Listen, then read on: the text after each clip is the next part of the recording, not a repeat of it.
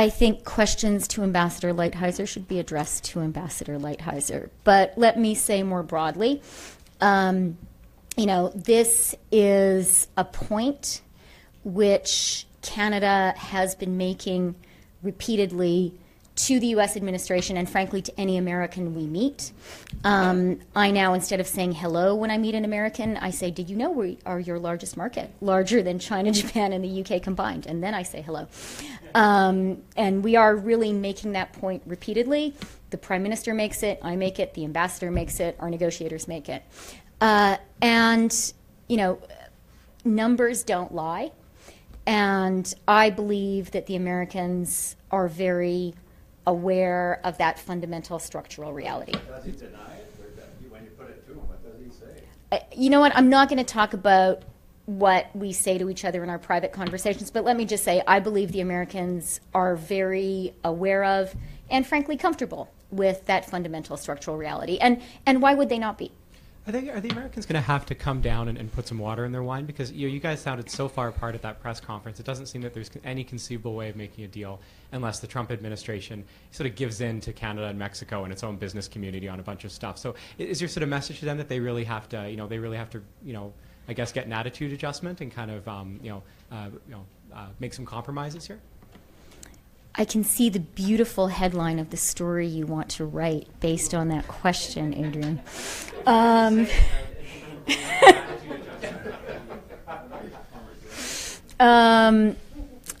So let me just say, there are clearly some clear and acknowledged differences between the Canadian position and the U.S. position. I think that it is healthy that we are able to speak candidly with one another and candidly with Canadians and Americans about the fact that there are some significant differences. I also think, there is one concrete and specific thing that we decided and announced, the three of us together today, and that is the extension of time between rounds, which is very significant. It gives negotiators more time to work. It gives ministers more time to consult with their stakeholders, which is very important. And we have announced that we are scheduling rounds to the end of the first quarter of 2018. I think that that is a valuable sign of a willingness of all three parties to work together to a positive win-win solution. I think that shows goodwill, and I was very glad that we were able to agree that today. Madame la Ministre, Yannick Dumont-Baron de Radio-Canada. If I can ask you that one in French. Oui, bien sûr. Pouvez-vous nous expliquer pourquoi vous êtes encore modérément optimiste aujourd'hui, après les commentaires américains? Je ne pense pas que j'ai utilisé le mot optimiste. Je ne veux pas utiliser les adjectifs en décrivant ma position. Ce que je veux dire, c'est que les négociations continuent.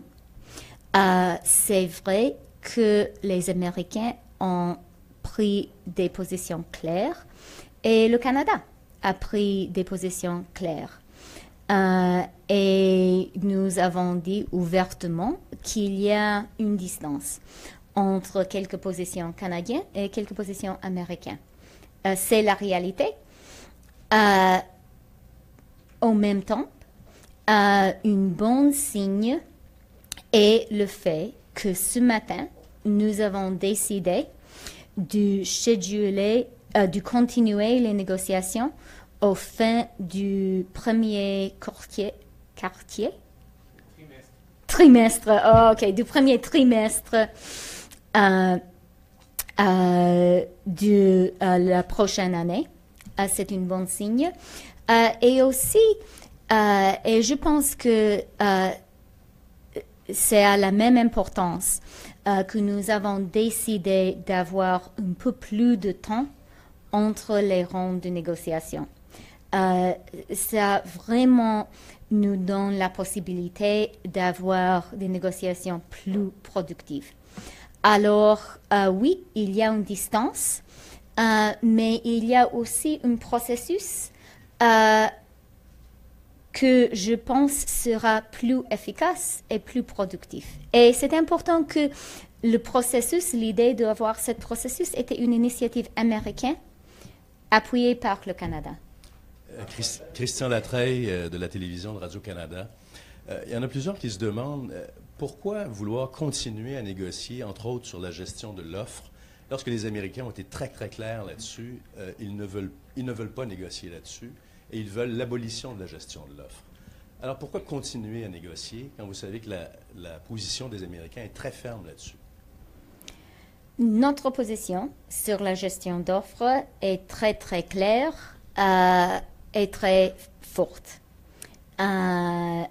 Nous défendons toujours, incluant pendant cette négociation, notre système de gestion d'offres.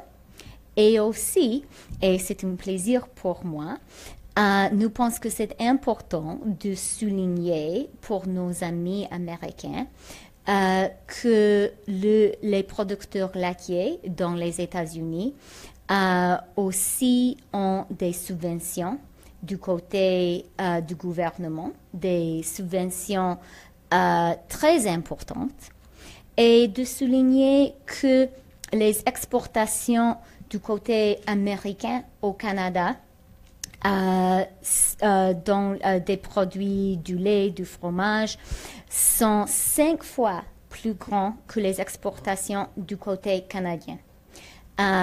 Monsieur l'ambassadeur Lighthizer a parlé de l'importance du balance dans les relations commerciales. Je pense que c'est une balance qui est très favorable pour nos amis américains. Hi, Minister. I just wanted to ask you about the difference between aggressive bargaining and bad faith bargaining. And by the way, your story was mentioned on the books Oh, okay. by one of the Americans. So I have my follow-up question now. So first question I want to ask you is the difference between I think aggressive... that's good that I anticipate. aggressive bargaining and bad faith bargaining.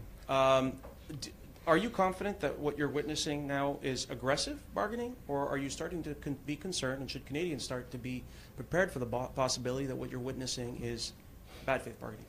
Look, what I've said before and what is very much the attitude that Canada brings to the table, and I think this should be the attitude that all Canadians have, is we need to hope for the best, we need to work for the best possible outcome, but we need to be realistic, and we need to be prepared in a very sensible, pragmatic, dare I say it, no-fuss Canadian way for the worst possible outcome. And we certainly are. When it comes to the intentions of our counterparties, I once interviewed Indra Nooyi, the CEO of Pepsi. And she said to me something that I've never forgotten, which is in her professional career, she always attributed positive intent to the counterparty on the other side of the table. And she felt that, you know, sometimes a deal works, sometimes it doesn't. But if you attribute positive intent, you have a better chance of a positive outcome. I'm quoting her. I think that is a good life lesson for all of us. And certainly Canada has positive intent in these negotiations. We are approaching them with goodwill, with a real effort to seek creative solutions that create a win-win-win outcome for everyone. And I did today see concrete evidence of goodwill, specifically from our American counterparties, but supported by Canada and by Mexico, which was, as I've said, the fact that we announced that we're scheduling rounds to the end of March and that we're allowing more time between rounds. That, to me, is a concrete action, which is an act of goodwill, and that's why I'm happy that we did it. I wasn't sure I was going to ask you about the book club, but you made up my mind for me.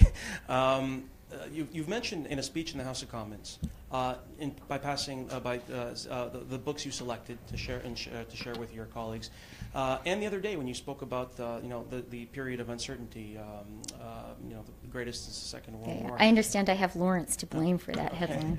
Yeah, well, that's a long story.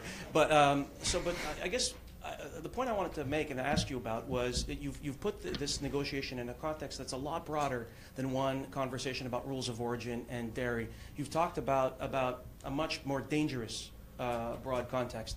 I'd like to ask you, did you, well, I guess you answered the question for me to a certain extent, but the book club, that idea of the dangers of the beginning of the 20th century, you brought it up with Ambassador Lighthizer. How did he respond to that? I actually didn't bring it up. At our lunch, the book club was brought up by one of the people at the table, and we discussed it. And we also discussed books about Churchill and books about the U.S. Civil War. To that big question, look, I'm sure you guys are all familiar with the nursery rhyme of, for want of the nail, the battle was lost. I think it ends up, for want of the nail, the kingdom was lost. So, it is certainly true that very specific technical trade issues, I do think today, have a tremendous significance. They're significant for Canadian workers and Canadian families. But I do think more broadly, Canada believes fundamentally in a rules-based international order. And we believe in a rules-based international order in general, and we believe in a rules-based international order when it comes to trade. That's why I referred to the WTO in my remarks. So we are, as we said we would, fighting to modernize that order and to be sure it remains strong and relevant in the 21st century. And that's really important to Canadians. So we're glad to be doing it. Thanks, everyone. Okay. Thank you. I'm got to go now, guys, but very nice to see you.